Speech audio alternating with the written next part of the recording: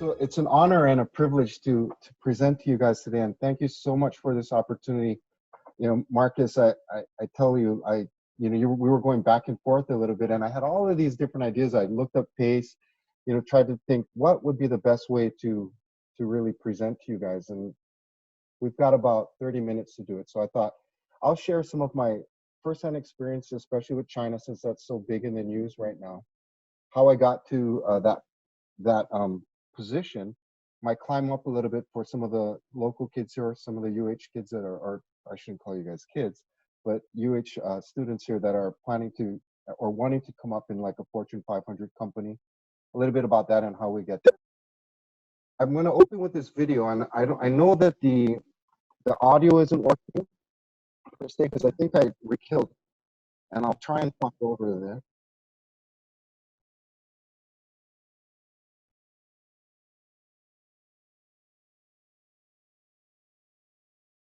Okay, so what you guys are seeing here is one of our marketing platforms, and it's Action Sports. This is Ken Block. So if any of you follow him online, he's known as one of the the top drifters, one of the originators of this sport. He's done a whole bunch of crazy things. So as Monster markets ourselves, we don't do a lot of ATL or like above the line or traditional marketing. So you won't see any billboards. You won't see any television commercials, radio ads. Very, very rarely will you even hear Monster being advertised, like retail-wise, unless it's some local chain that's getting by with it. But what we do is we sponsor ambassadors like Ken Block, and we monsterize their vehicle. We pay for all of that, and we don't have them do anything. They just do what they do best, and we leave impressions that way.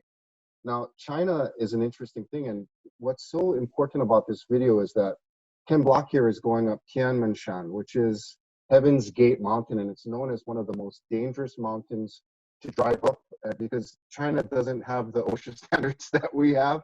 Any of these turns, if you make a wrong turn and you fly off, you are gone. And this happens quite often, but this was one of our first attempts to really try and make an impact on their social media and digitally to start making impressions with them. And one of the reasons why we did this was they needed new media to post on their own, like YouTube. So they don't have in China things like Google or Facebook or any of those type of things. So we have to kind of conform to whichever social media that they're doing. And this was one of our first attempts. So here's a little bit, Kendra, the agenda that I was going to go over. And it's like I said, this is a pretty short PowerPoint. It's I'm going to get you up to date on me a little bit more than what my bio in China about the way I look at it and how I wound up there. Then I'm going to actually share with you a short presentation on what I shared with our bottler or our distributor of Monster in Beijing, who's Coca-Cola. And it's just something that I use to get them to think correctly and to move our product better, utilizing shelf science to add some value to our team there and then to their team. And then, of course, the question and answer, I've got some on the back end, but Kendra, at any point in time, just please feel free to jump on in. Will do. Okay. So a little bit about myself. You can see down here, I'm a House and Gracie black belt. I mean, I've, like a lot of you that started in martial arts at a very young age, I also did that. I think I was enrolled in Aikido class when I was in 3rd grade, and my family comes from a Judo background, so I was in Judo as well. And then back in the 80s, yeah, I'm old enough to be there. There was a big thing called Black Belt Theater where Kung Fu was like really, really big. So then I enrolled in Kung Fu and found my way into Taekwondo. So if you get old enough as I am and you stick with any of it, you're going to wind up with black belts in all of it. So it's not really a big accomplishment. It's more you just stuck with it and you didn't quit. And that tends to be a lot of the the rule to success in life. So current black belt champ, I did compete, not as a black belt, but up to black belt. When you reach a certain level in martial arts, you really do want to test yourself. So that led to a 3-fight deal that I was supposed to do in 2007. My first fight was supposed to be in June, but the headliner was Robbie Lawler. And Robbie at the time was on a television show called The Ultimate Fighter, and he got injured. So that show had to be postponed to September. So now my fight contract went down to two fights that year. September, I debuted. I beat this gentleman that you see here. His name is Jose, quote, the Bomber Diaz. Funny story about that. They call him the bomber, not because of his big hands, although he did give me a concussion in that fight, but he called in a bomb threat to his high school. And since then he was known as, quote, the bomber. So, you know, bad kid, but actually a really nice guy that hit me a few times in the head before I choked him out in 73 seconds. But I did get to test myself there. The follow-up on that story was I was supposed to fight again in December, but I like snowboarding. In November, I went snowboarding early season, icy, suffered a severe or a pretty good concussion to where I couldn't get cleared for the December fight. And at that point, I decided that I had to leave the fighting business. Why? Because I had a family and I had a job, and it was impossible to stay at the conditioning level you need to be to fight professionally and balance those things. So instead, I put all my efforts back into work. And in 2009, a couple years later, I was picked up and scouted by Monster Energy, by my friend who actually was my predecessor, who ran it. He threw my name into the hat. I had a last minute interview, even though I wasn't in the top 7. My boss that hired me, Tony, that like on the spot said, "You're the guy," just a formality for the rest of them, picked me up. And that was my team that we built Hawaii, actually Monster Business in Hawaii. We weren't the first to launch it here. My friend Drake started that. They got it. And for those of you that plan to go into the beverage business or any type of business, you know, we quantify our business in beverage. We look at it from either 2 ways, usually revenue, if you're with Coca-Cola, or if you're with a supplier, we look at it from a case angle. So we try to get and sell as many cases out. So each territory is judged based on how many cases they sell. At the time I took Hawaii, this was back in 2009, Hawaii was selling about 167,000 cases of Monster. That's quite a bit of Monster.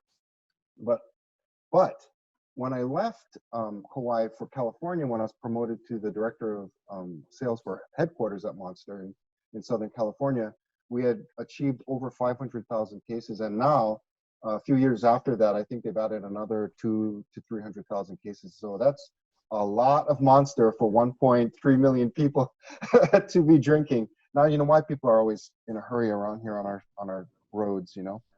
So since you have so much experience in a lot of different fields that are you would expect to be somewhat not relevant to what you do now with Monster, what kind of attributes do you give to your experience with the Air Force and MMA that help you in your current job now? That's actually a really great question.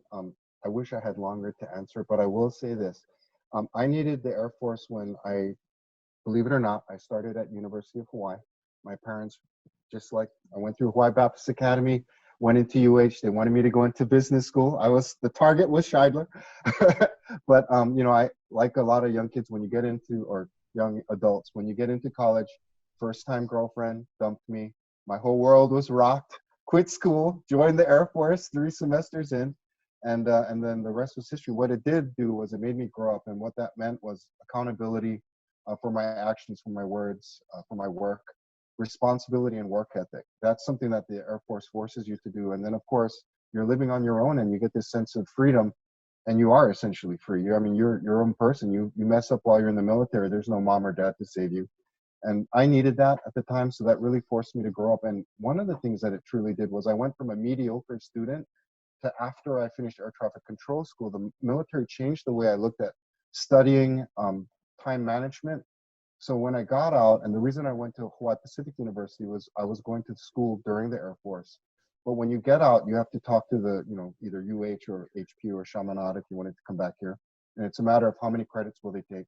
UH was on the low end, and I had spent so much money for more credits. HPU accepted a bunch of more of those credits, so I wouldn't have to repeat classes. And at that time, because I'm like, I have a family and I'm working full time, it's like whatever gets me the degree as fast as possible. So that's kind of how that worked. And yes, so the Air Force really, I can attribute the Air Force to changing the direction in my life, giving me the determination and grit to finish the degree while working full time as a flight operations officer during that time. And the martial arts has come into play. You know, I wasn't sure how it would work, because you're like, martial arts, how does that come into play? Well, specifically Brazilian Jiu Jitsu, the way Brazilian Jiu Jitsu, and anybody that may or may not do it in this group here will tell you it's like a chess match. Everything is cause and effect and technique over strength. So it teaches you that you can use your mind and you can plot and plan and manipulate actions to cause reactions that will suit what you need to manipulate to achieve success. And that's totally how I look at this business. In fact, it wasn't even me that discovered this. My old boss was like, you know, the way you dissected that problem, or the way you did this thing with the bottler and sold X amount of cases, it's like you're 2 moves ahead of everyone. And I'm like, oh, well, I knew if I did this and said this guy would go here, and then this, and, you know, it's really, really playing that game. So that's how that experience really has helped me become successful and get to where I'm at.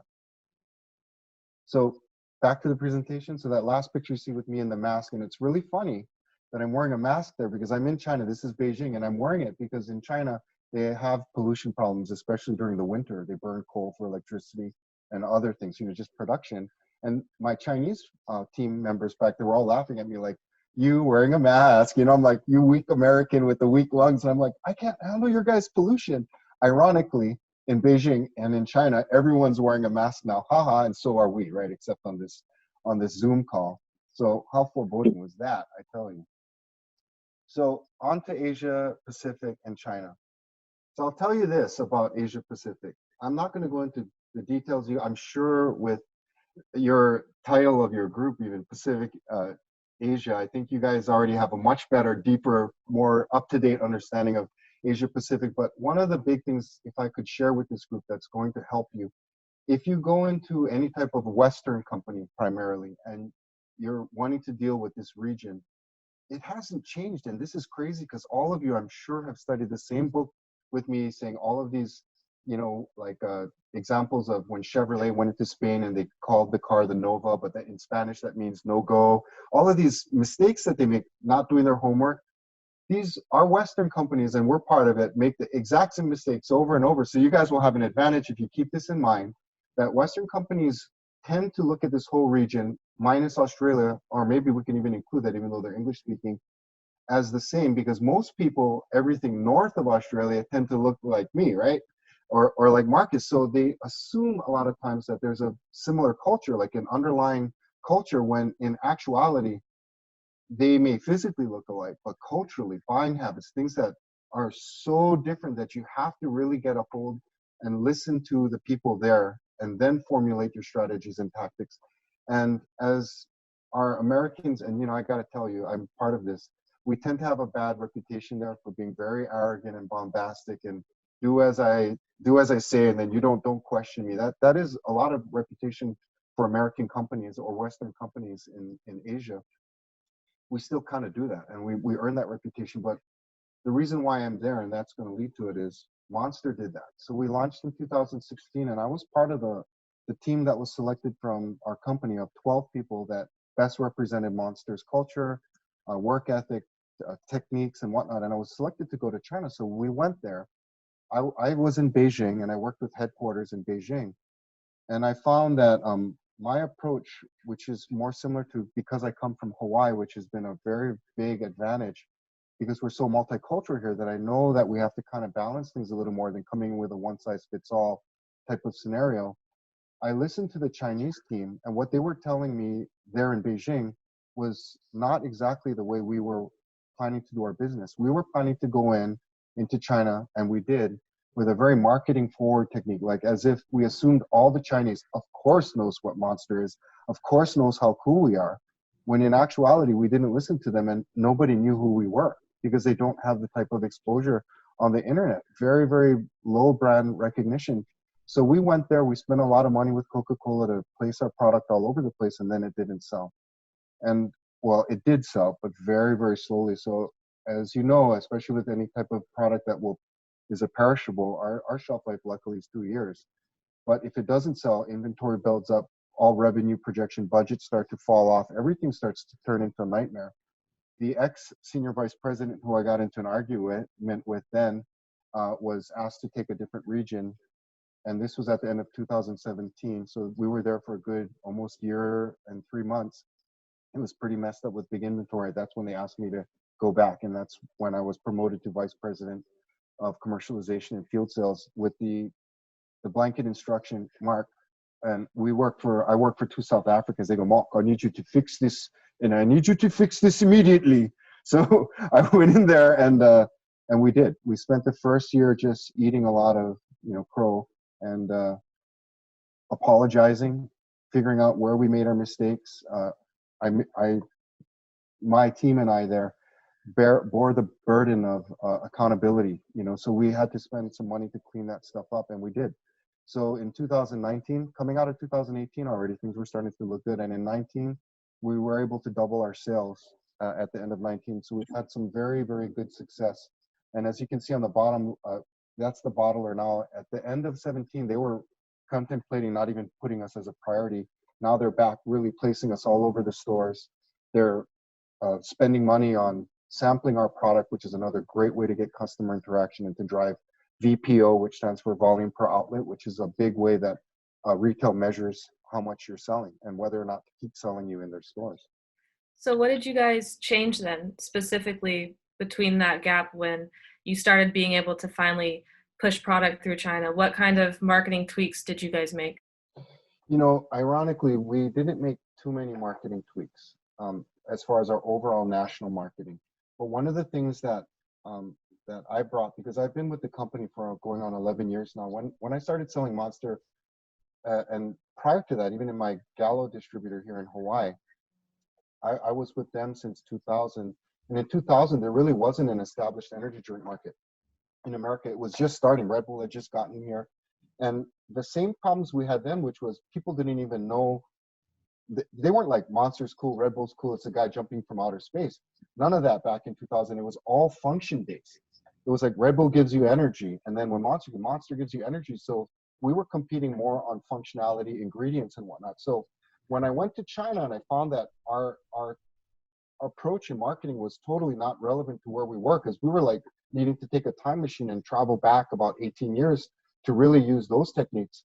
Luckily, I had a lot of those techniques, and we call that trade style marketing, where we're not necessarily running a television commercial, but we're doing that in the store. So what we did was we changed our shelf talkers. Those are those little cardboards you see on the shelves, our posters and whatnot, to start addressing less of the cool part, the hot women, the rock and roll, the slightly politically incorrect things, and started to really focus more on gives you more energy, drive longer, and to the blue collar worker, which is our base, which we really weren't trying to capture.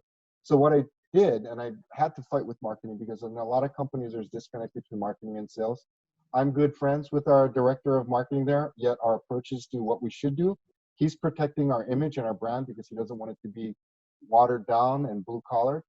I'm all about like, we got to get the sales first, and then I'll get you the money that you can do whatever cool thing you want, but we got to get the money first. So we've kind of come to a happy medium right now where we're doing some things under the counter with the bottler to produce more relevant function-based messaging within the stores, more function-based pricing and cross-merchandising within the stores that would teach the consumer that we are energy. And that's equated to trial. And this is the one thing I will tell you. I believe in our brand. I drink our brand. I love it. I used to sell Red Bull before. Once I tried Monster, I was like, oh my God, we're doomed. And I couldn't wait for the opportunity to start selling it. So because I know we have a very, very good product, I know that once people start to drink it, they will find the flavor that they'll stick with. And that's going to be success, period. Hands down. Because a lot of people and a lot of companies now, and I'm not going to spend too much time on this, like let's just say Coca-Cola, Pepsi, they're marketing first. They've changed their actual formula of what they used to be. They were product first. They were like even Pepsi and Coke were used to treat like indigestion, all these different things when they first came out. And then they started to find that, if we put some marketing behind it and make it cool, then we can sell more product. And then they started to cheapen the actual ingredients and all of these things. Monster, we were originally Hans's Beverage Company, still really cares about what's in our package and inside our can. And if you have a superior product and you don't water it down and just change to a marketing company, you're going to have, and if you can do both really well, you're going to have the kind of success that Monster has had. And if you can look it up yourself, but Monster has been tremendously successful, thanks to opportunity, good leadership, and a very, very good product. So this next little section is a presentation I put together for the Beijing operating unit, which was Coca-Cola Beijing. After the first 2 weeks I spent there in October, and one of the things that I found was they were doing things like very robotically in China. And that's what you'll find is a difference between, especially Chinese workforce and the American workforce. The American workforce, and you guys especially too, you guys are taught to think creatively, innovatively, break rules, take some risks, you know, act first, ask for forgiveness later. I'm sure you guys have heard of that. And it's true, Americans tend to do that a lot. You know what I mean? It's like, I don't care about this left turn sign. Or, you know, I mean, you've run a red light, haven't you? I do every now, especially right now. Oh, are you kidding? You get these traffic lights in Hawaii right now, I tell you, they're still set to like traffic hour. I'm like, I'm not going to sit 3 minutes. There's like no cars for like 3 miles each way. I just go, you know, I'm shooting red lights. And hopefully I don't get caught or anything. But the Chinese tend to be very much rule, and of course they come from a communist government that's very controlled. They try to program their thinking. I mean, and I don't mean this in a negative way, and I'm speaking about mainland Communist Party China, not the race in general. This is, you have to separate it, because sometimes when you talk in these terms, people start to get a little defensive because they start defending race, which this has nothing to do. This is a cultural programming of mainland China. They tend to be very robotic. And so they don't really think much more like how to gain advantage or anything. They just go, you tell me what to do, I will do it. And then they stop, you know, and then you're like, dude, maybe you should walk 2 inches more and then you'll be in a better spot. Like there's shade there. Yeah, but you didn't tell me to go in the shade, you know? And so that's one of the problems that we have there. So I tried to put it in terms of Kung Fu, and all I had was some pictures of me rolling around with my instructor friend there who usually beats me up. But what I wanted to tell those guys is this guy's 10 years younger than me. He's a lot stronger than me. He's a very high-ranking individual. But I normally give up the bottom position, which is inferior in mixed martial arts or in jiu-jitsu or in any sport. To be on the bottom is to be in a disadvantage. But if you have a good foundation, and if you do the right angles, even being on the bottom, you can come up on a pretty big guy just by turning your body, putting yourself in the right spot. And that applies, and this is back to that question about how does your martial art experience apply. The very same thing applies to beverages and other products, not just beverages, but anything you call FMCG, you know, fast moving consumer goods, all shelf space and impulse purchases. It's basically, guys, Kung Fu. And they were like, oh, you mean wushu? You know, and they were saying it in Chinese, and they got a kick out of it. So I was like, yes, made a connection with these guys, you know? So then I was like, well, let's talk about it in terms of how does this apply to beverages? And for those of you that are on this call, you can see this is basically what we do. You see the shelf right there? That's how we either win or we lose. You put it on the shelf and they either buy it or they don't buy it. If you look at the gold cans that are on the right of Monster, that's what they sell there, the primary #1 package for Red Bull. It was the original Thai formula that went to China, and it's produced in China. It's a short, squat gold can, which is just a smidgen cheaper than us, maybe about 25 cents cheaper than us. But that's our primary competition. And if you look at the shelf, you can see that a few of them is sold, because you can tell that 1, 2, 3 cans of Red Bull have sold if they had it stacked too high and all the way to the front. And here we have 2 cans of Monster that sold. But if you look at the whole picture, this is the interesting part. Which cans of Monster have sold? And this is part of the shelf science. The only cans of Monster that have sold are the 2 cans that were touching Red Bull. And that's called adjacency. So it's safe to assume here that nobody came in to buy Monster. We have a whole big thing. We have a big price. We got a beautiful sign that says energy bubbles and all of this. Nobody bought it because of that. What they bought it for was they went into Red Bull. They saw a product that was touching it that suggested energy, and they gave it a try. So impulsively, they switched. They switched to the left. And they're like, well, Mark, why are you guys complaining? Why are you showing me this picture? This is a great picture of how well our Chinese Coca-Cola team can execute. We've already got more facings in them, more space than Red Bull. We're winning. I said, well, yeah, I'm thankful for that, but there's something you can do, and here's why. So I said, why don't we do this? You move it to the right. So Kendra, I'll ask the panel to give me some, to see if they can give me some suggestions or what their thoughts are on this. Why did I tell them to take Monster and move it to the right position of Red Bull? You guys can go ahead, and if you want, you can type your answer in the chat, and then we'll be able to see your answers.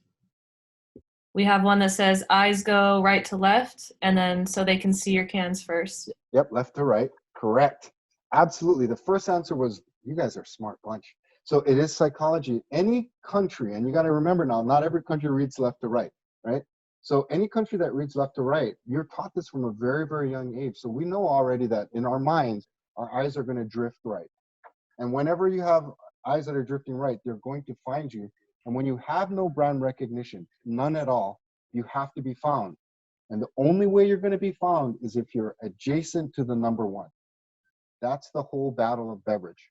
And in most cases, especially if you're coming right out of college and you're trying to find a job, you're not necessarily going to be the guy that's going to be selling the number one product. That's usually earned. You're going to be selling a up and coming brand or a startup or something that you even came up with yourself. But this science applies to even web pages and everything. It's that left to right thing. That's the first thing. The second thing is 90% of us are right-handed. Nobody reaches like this for products. You'd have to actually turn your body. So when you're facing, it's a lot easier to just reach to your right. And that's another way to do it. So they find in what we call shelf space management that it's about 17 to 25% lift in sales just by going right of the product, of the number one product. So I started to tell them that this was exactly, and I had a translator at the time because at that time I didn't really speak much Chinese. Now I speak a bit more. Maybe I could pull it off, maybe not. But I explained to them that this is the art of the Kung Fu. And when they started to see this, they started to apply it and it made it fun. And then I backed it with some sales incentives, which were Kung Fu themed. And the next thing you know, we were just really, really selling all over the place. Although, because we hadn't connected the marketing dots quite yet. And our shelf talkers there weren't really saying exactly what we needed them to say. Saying gives you more energy than Red Bull or those type of things. Our sales still struggled for a bit until I got back in 17 and I forced certain changes on the point of sale and some of our messaging digitally that has helped. So if you take a look at this, this is what I first walked into. This is a mom and pop store. This is a refrigerator right there. Another thing about China that you guys might find interesting is that's not plugged in, because Chinese don't like to drink their drinks cold. They believe that a really cold drink is unhealthy. And in most cases, they drink things warm. And you can tie that to a lot of different things. Poor water quality, where they may have to boil water. So, they've been growing up drinking warm. Chinese medicine, Eastern medicine suggests that warm liquid is better for your body than very cold liquid, which is, opposite of the West. And what I found here initially before we made this adjustment was they had Monster again on the left of Red Bull. And the reason is because the handle to that door is on the left side. So what they wanted to be was closest to the handle. And this is something they teach in beer and they teach in beverage. Always be closest to the handle, because they've taken thinking out of the equation again. That works if you're number one.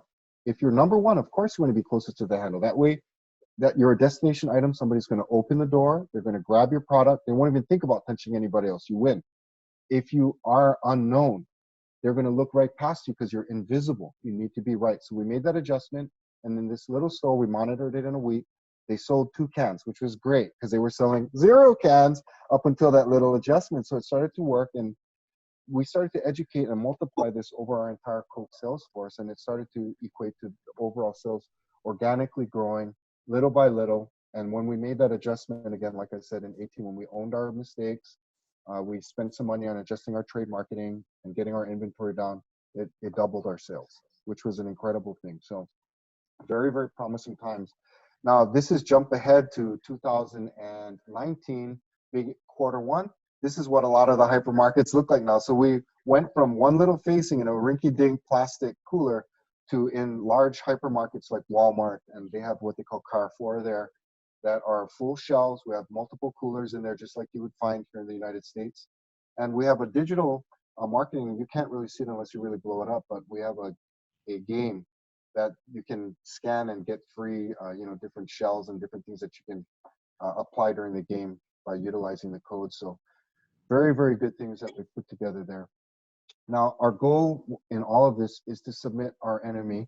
And one of the questions I saw, or our competition, was like, how does it tie into it? But basically, how do you look at the business? And I got to tell you, beverage, or what would you give advice to one of us that may want to get into beverage? You need to be fiercely competitive.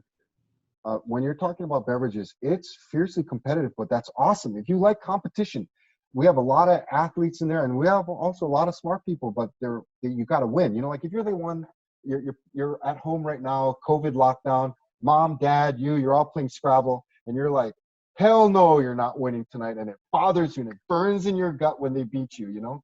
That's what you need. Then you're perfect for sales, and you're perfect for beverage. But you got to win, and by win, not a nice casual a gentleman's handshake at the end. You want to bury your competition, because I'm telling you, Beverage is fiercely competitive, and you're playing for it's all or nothing, you know. And if you do apply yourself, you get a good solid foundation like you guys are doing here at UH, and you get some time in so you can build up your acumen. You're going to get a good foundation. You're going to be highly successful. And I wanted to share this picture here, which is our point of sale. It's a modified point of sale.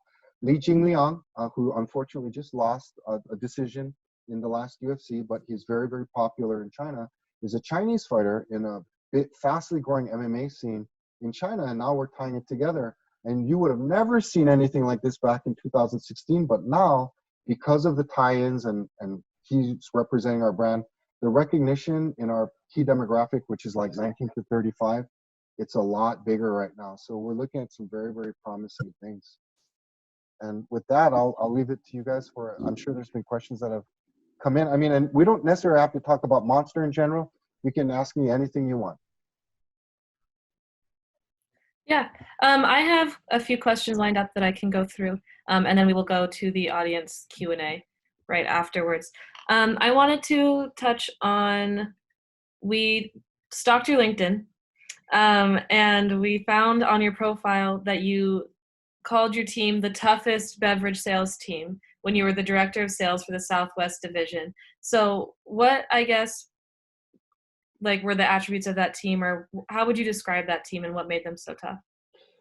Well, what I referred to the team was something that I learned from my first boss in Monster. And you meet certain people in lives that truly, truly like just change your whole reality. And this guy, his name's Tony DiMatteo, is a legend in the beverage business. He was with Olympia Beer. He was one of the reasons why Monster is so big as it is today. And he always referred to me very old school Brooklyn Italian. And he never referred to us as a team. He always referred to us as La Familia. And it's a family. So when I asked him, how should I run this team when I inherited it? He said, you run it like a family. And so with that said, it really resonated with me because, Japanese tend to be that way too. That whole Yakuza, like familiar approach. And, in Hawaii too, we tend to be very Ohana oriented. It just really, really resonated with me. But Tony tended to run things like the Don, like a little bit mafiosa way. So it's 24/7. It's all in, blood out, like a gang. So when I say we're the toughest team, and energy is one of the most highly competitive segments of the beverage market, I'm talking about, like, you'll see pull signs of Rockstar, Red Bull signs. When we go into a store, and you've seen this here, like if you guys live in Hawaii, and I ran this area for a while, and I put that fear into the teams here as well. When you walk into a store, it should be owned by Monster. We'll have more facings. All of the posters in the window should be Monster. The pull sign on the outside should be Monster. It's Monster, Monster, Monster. And I hire people and train people to be this way. No fear. You go for it. Have confidence in what you're going to do, and we stick together. So when I say we're the toughest team, I stand by that. There is no doubt. And I'll tell you another little story of when I was the director at headquarters, and even when I was the region manager here. I told my people, when they said, "How do you measure success? How do I know I'm doing a good job?" I go, "Well, if we do what we're saying and applying ourselves the way we're doing right now, the numbers are going to come." So when you're talking about your goals and your number goals, you're gonna hit them and you're gonna exceed them. That's not how I collected my or measured my success. I said, if you're truly doing it correctly, we can measure our success by how many resumes we get from our competition. And every time I say that, people start laughing. They're like, what? They're like, oh my God, what are you talking about? And it's true. And the first work 3 months, truly apply yourself in the area to where you own all of the accounts. Sooner or later, the Pepsi guy or the Rockstar guy is going to go, hey, Kendra, hey, just how you doing? I'm fine. Get your stuff off my shelf. And they'll be like, hey, you have any openings at your company? Boom, first one. So I tell you, send me the resume, and sooner or later, you're going to have a collection of them.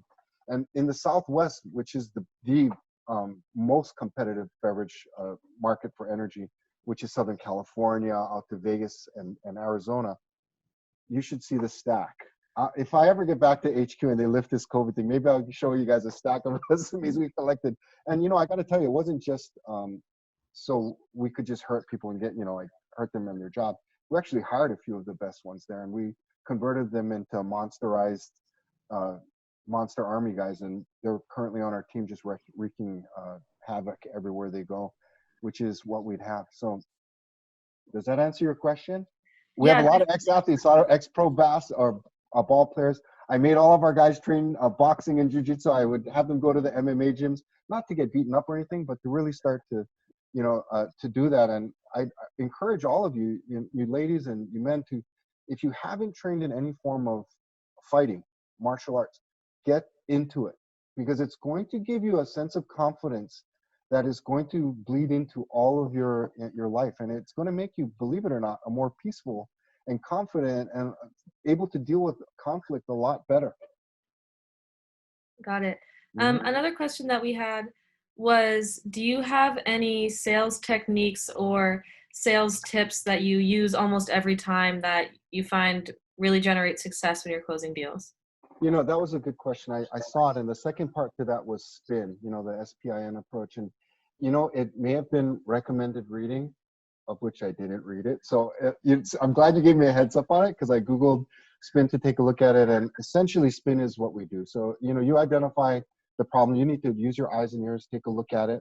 And then you find out what the problem is, like, we were saying earlier, and then you come up with a solution for it. And then the key is to become consultant based. So you never have to ask for the order, although you should. If you do it absolutely correctly, your buyer or your customer is going to ask you for the order. It's so simple. And if you're good at sales, it's like nothing. But I will tell you this. I am Gallo trained, and the very, very first thing to the 10 steps of sales, before you even go into preparing for the sales call or any of this, is, and this has to stick with all of you, people buy from people they like. Hands down. That plays into the whole relationship thing and everything. If they don't like you, they're not going to buy from you.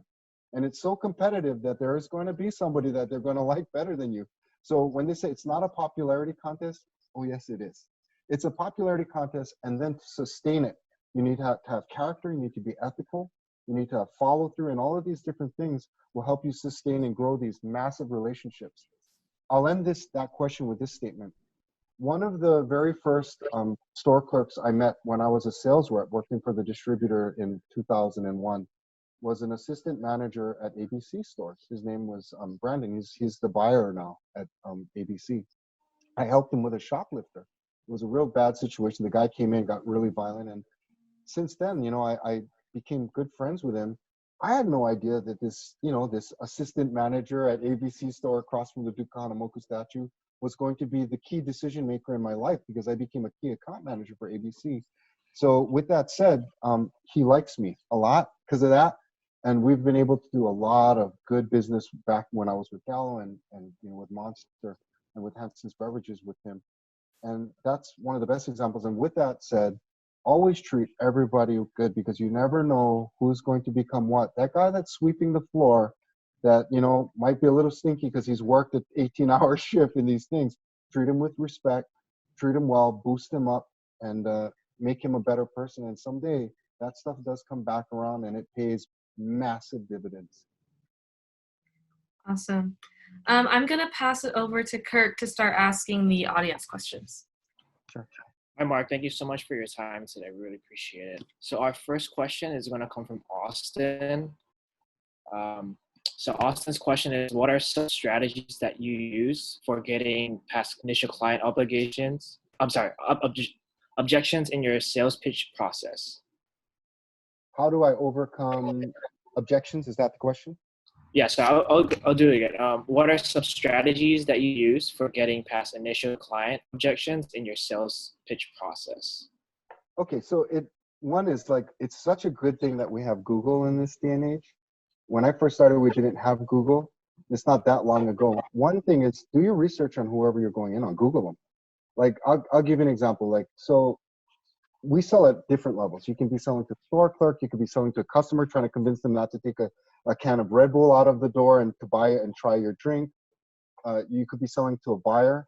Let's just use a buyer, for example. So Minute Stop on Maui, we've got a very, very awesome individual there. Kim Rebelli is the guy's got a crystal ball or something. The guy knows how to just sell product and make his stores extremely successful.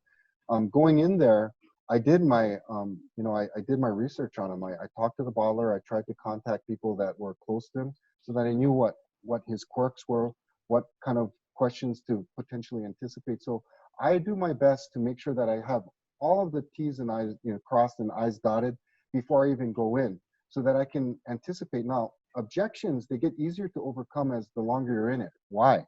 Because the longer you're in it, the more objections you're going to hear, and you're going to have more and more experience handling those questions. So you have this whole big magazine full of different bullets that you can, aim and shoot at the answer. Then one of them is going to win. But I will tell you this: the overall philosophy that I use also came from Tony, and it overcomes almost all objections. And if you give it enough time, it's 100%. Is always add value. So whatever research I do on the person, whatever problem I identify or opportunity I identify, I try to figure out a solution. I don't just come in there saying, hey, look, if you do this, you can do this. I come in with a very attractive solution that I know he's going to buy off on. And even if he doesn't buy that day, I know that if I stick with it and I'm tenacious enough and I stay liked, because you can be so tenacious that somebody will not like you and then you've just blown the whole deal. But if you're tenacious and you stick by those things and you're adding value, they have to bite. There's just no, unless they're bad for the company. And you will meet a few of those people in your careers as well. You're going to meet people that you're like, how the heck did this guy get into this position? He's actually, I've thought of this 5,000 ways. He's actually bad for the business. There's no way around it, right?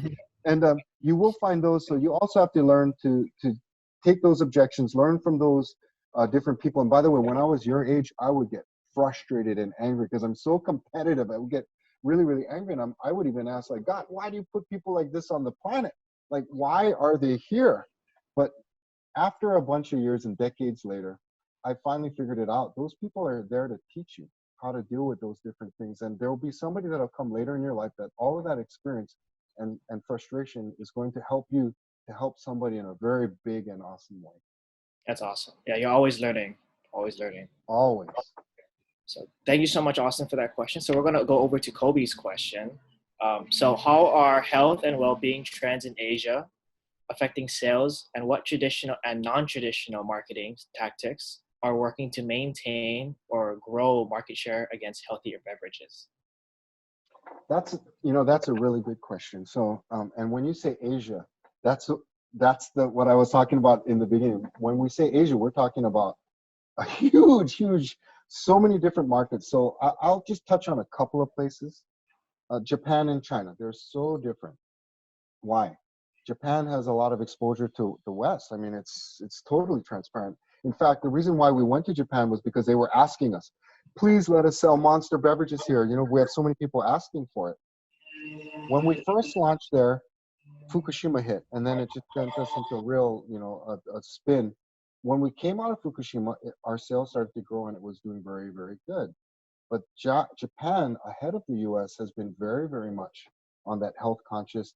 Sparkling waters are doing good. That was before like LaCroix and all of these different things that we buy now here. They were ahead of us, just about 6 months to a year before us, and they started to go healthy.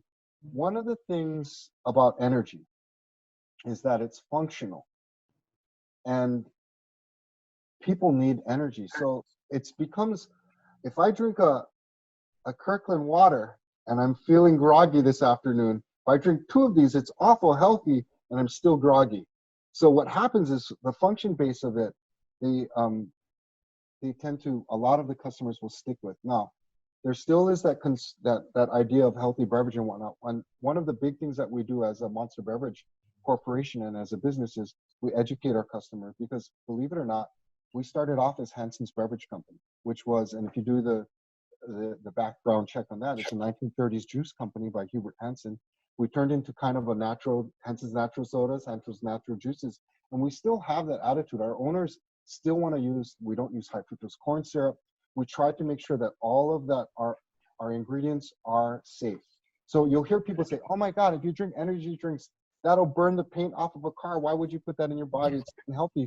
But if you really, from a scientific and a medical level, break it down, the B vitamins, taurine, and the amino acids. And I'm being recorded, right? This is going to be on YouTube, so I have to be a little bit careful of what trade secrets I give away, right? Yeah. Okay. I'll just do this as a joke, okay? As a joke. When my grandfather and my grandma were put into, when they went to the lodging homes, most old folks are given a vitamin shot in the morning. I don't know if you guys are at that point where grandma's getting the vitamin shot, and they take the vitamin shot and they feel a whole lot better because they're deficient of a lot of amino acids and vitamins. That formula is very, very similar to what's in a lot of our energy drinks. And in fact, energy drinks started in Southeast Asia as like Eastern medicine, ginseng and all of that. And then it went into Japan, like, you guys know this, Japan, like Lipovitan. You've seen those those elixirs. Only old people drink that. You look at the energy blend in Lipovitan and you take a look at what we have. I wouldn't say identical, but it's very, very similar. So it's like a multivitamin, and like with anything, if you take an excess of most vitamins, it just leaves your body, right? Through you pee it out essentially. But there are a couple of things that if you take in excess, it's just not good. Like caffeine, for example. People have this misconception that a can of Monster has like 80 times the caffeine of coffee. Oh my God, but when you actually do your homework and take a look at it, one 16-ounce venti has a lot more caffeine than a 16-ounce can of Monster. But when they show you, when they're spinning it, and like on the internet, anything I read is correct, right? When you spin it, you have to really break down and take a look at the numbers. When they say that coffee is less caffeine than Monster, they're talking about 8 ounces of caffeine to a 16-ounce serving of Monster. Those type of things. And when you take a look at B vitamins, there's one, right? B6, you can take a little bit too much of that, like with anything. They even warn, pregnant ladies that are taking prenatal vitamins not to take too much. Like with anything, you have to be smart about how you do it because it still is a vitamin and amino acid. But Right. I think what we've done is we've done a very, very good job educating our consumer base on what's healthy and what's not. And then, of course, it still lies on them to choose it. But our sales would suggest in energy, not just in Monster, but we're talking about Red Bull and Bang and some of the other energy drinks. Energy segment is still growing. Believe it or not, even in this COVID environment, people have just switched from buying it from like 7-Eleven as much and the mini markets to buying it in multi-packs for take-home packaging. And they've also been ordering it online. So especially with you guys on here too, I think what we're going to see, and we've been discussing this at the highest level at the board at Monster, was the consumer trends. We knew we're going to trend to online sales. We knew that. But this has accelerated things at such a fast pace. We're hoping to stay ahead of it. And I think for folks like you, and especially hearing this contest about problem solving and identifying, I can tell you right now this is just my personal opinion, not necessarily shared with Monster as a corporation, but I feel like our whole industry and a lot of industries currently are behind the acceleration of online sales because this thing has sped it up faster than we were prepared to deal with. Right. And there's also another thing, and I can ask you this. I'd ask all of you folks on this chat right now. How do you feel right now about lifestyle brands? Because I know with Monster, we sell the cool factor and we sell a lot of this excitement and stuff. And I know there's still some appeal to it, but being in this COVID environment and feeling threatened and locked down, do you guys feel like that's as relevant anymore, or are you changing more towards more maybe that health thing, and you want to drink things that give you maybe more defense or immunity? I'm just curious while I've got you all on the line. Yeah. So Kobe actually said less social pressures. Less social. Susan said focus on health and family. So that's actually very relevant. Like, so before I wouldn't even drink cucumber water or lemon water, but like now I'm in isolation. That's like the only thing that you see me drink now. So since it's good for immunity, it's good for your health. So that I can definitely see that change in lifestyle. Definitely. So that's now how does that apply to why am I asking this? Because our trade marketing, like I was talking about, our messaging that we put on our shelves and whatnot, that's something that I would probably suggest we start to do, is maybe start to call out some of the ingredients that will give you. Panax ginseng, for example, is a good respiratory cardiovascular supplement. Things that you're like, oh, I didn't know that. There was energy, but with this respiratory disease going around, you can use all the respiratory points you can get. Absolutely. Thanks for the answer. Yeah, that was good. Let's see. Carla said that I can finally cut weight because I'm not eating at restaurants. I gained 10 pounds.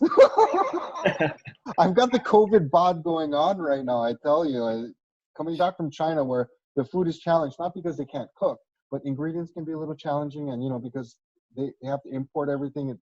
And China's a little suspect on some of their ingredients. I tend to eat less there, you know, and I eat more oatmeal. So I get nice and fit while I'm in China. And then I come back and then I binge on everything that I can't get, like plate lunches and even Chinese food here, because I'm a little safer eating the Chinese food in America, you know, so it's really funny. But yeah, unfortunately, you guys are dealing with this right now. And it's fun. So one more question for me. So I thought it was very interesting that you said that you're starting to see a lot more bulk purchases in Monster drinks right now. Big. Could you maybe explain, what do you think is the explanation why? Well, yeah, stay-at-home packaging. You have limited trips. People don't want to expose themselves to COVID, right? Because it's supposedly transmitted through air, touch, all of these different things. Although, you know, I'm pretty optimistic that there's going to be treatment, not just a vaccination, but things we're going to find more and more are going to give us a lot better defense against it. That said, take-home packages are big. So whether it's you or your mom or your girlfriend or your wife or your husband or whomever it might be, you send them to the store. If you're drinking Monster and you like Monster, you're going to say, buy me the 12-pack, or just why don't you just buy the case? It's a lot cheaper to buy the case at Costco than to go to 7-Eleven, where before you're just like, I'm going to the beach, I'll just pick up a couple cans. It's two for $4 right now. So that's where the nature is shifting. And that's not just for Monster. Take-home packaging has gotten huge. I mean, look at the sales numbers that Costco's delivering right now. It's ridiculous. Right. You know, Walmart, and you can barely keep the. That's another question, like the toilet paper thing, and I know you guys have all joked around it. Has something happened where like people are using the bathroom more? Because I'm like, I don't mind people buying a whole bunch of toilet paper, but where is it going? I mean, anyway, I'm mind boggled. And how can we cross merchandise that with Monster? If there's a will, there's a way. Yeah, for sure. Okay, so Susan has a great ensemble of questions for you. So her question is, Monster seems to be a good fit for your personality. How important is it to about having an aggressive, take no prisoner attitude in your success at Monster? What if that isn't your personality? And can you still be successful at Monster, or should I look for another company? Oh, absolutely not. So I'm going to tell you, they're not all carbon copies of me, thank God, because I wind up like quitting if that were the case. But I will tell you that the teams that I formed, we've always had, and my old boss was great at this. He would give us nicknames. So like he called me Cage Fighter, and then he would call another guy like the Silent Assassin, and then, you know, he'd call somebody else another name. But I'll tell you, after my boss Tony left, my coworker Reynolds stepped up and was in his position. So he was my boss for the interim until I was promoted after Reynolds. Reynolds a very soft-spoken, very articulate, quiet, calculating guy, and we needed all of these different personalities on our team because it's not like I said, it's not a one-size-fits-all. You can't just look for like a guy like me and just expect him to be able to deliver everything. I've got definite weaknesses or opportunities in my game as well. But what I've noticed or what I've learned is I can't fix it. But what I can do is get team members that are strong at it, and we can synergize. And that's the whole point. Is it's synergy and creating teams. And the higher I go, the more it's about finding the right teams, putting them together, and then leading strongly. So the leading part, though, to answer, was it Allison? It was Susan. Susan, excuse me. So to answer Susan, to answer your question, you can do it. And Monster is definitely a company for you if you have the right kind of strengths to sell. And big personalities aren't necessarily the only ones that can sell a lot of product. I will say that for leading, especially in a highly competitive field or business, the big personalities tend to make really good coaches, though. You know, when you have a guy that's like, don't worry, Kendra or Marcus, you got this. Don't worry. And if they don't do it, I got them. You tell me where they're coming. I'm going to park. And they're like, oh, my God, you don't have to do this. Don't worry. I got you, you know. And that formula has really, really worked well for me. But on the flip side, I have seen some other teams with a very quiet, soft-spoken guy that doesn't have too many words, but is very calculating, very precise and deliberate in his attacks. And they've been quite formidable as well. So, but in beverage sales, yeah, I mean, like when you got to get up in front of 3,000 people or 300 people or whatever it is, the animated, the whole song and dance thing is something. And if you're not that way right now, Susan, it's okay. Because believe it or not, I was a lot more reserved when I was in my early 20s. This is something that I had to learn how to be. And one of the things I did was I did TV and I did radio. And it taught me how to get in front of cameras, how to use my hand to be more out in front. But that was a lot of trial and error and a lot of embarrassment. But I said, I'm going to do it. And another thing I did to help with that big personality or coming off this way was I learned to play the guitar and I forced myself to perform. And I would get up there and be like, clink, clink. You know, I mean, it was so embarrassing. But the more you do it, the more you get over it, the more you learn how to put this face on. And then when it's all said and done, then I go to my quiet place and go back into my little, you know, fetal position and just relax. Awesome. Thank you so much for that, Mark. So if anybody else has any other questions, please address them in the group chat. So I'm actually going to go ahead and ask you a question that I had. So I guess in Asia in general, what is like the best seller for Monster? Because I know Monster has different type of flavors, but overall, like what would be the best flavors being sold in Asia? Well, right now, green, our original flavor is number one. And I think partially that has to do with them having an already established market. So Red Bull, you know, when you put those ingredients in and you stick to the same type of formula, the flavor is not too much of a stretch.